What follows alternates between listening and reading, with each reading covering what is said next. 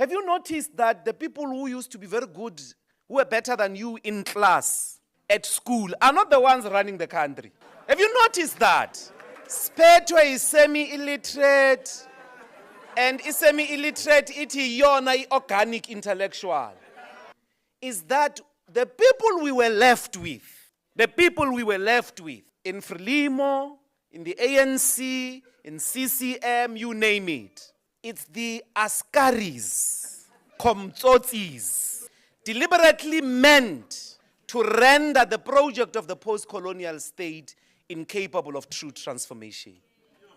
I mean, think about these people. Ramaphosa, where do you come from?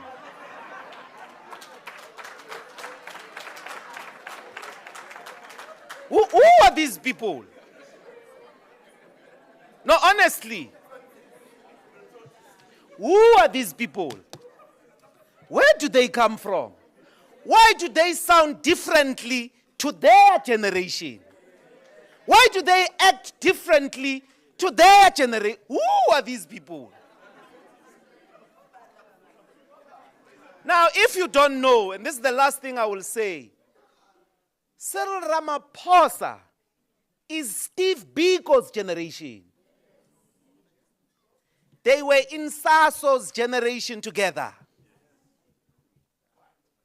These are people who were shaped in the same milieu. This Ramaphosa of yours. I'm saying you've got to wonder, Bab Mavus, you've got to wonder. You've got to wonder.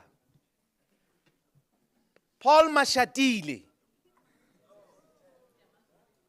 Where do these people come from? Who are these people? I'm saying listen to them, look at their actions. They are from that generation, Bantwana Benkosi.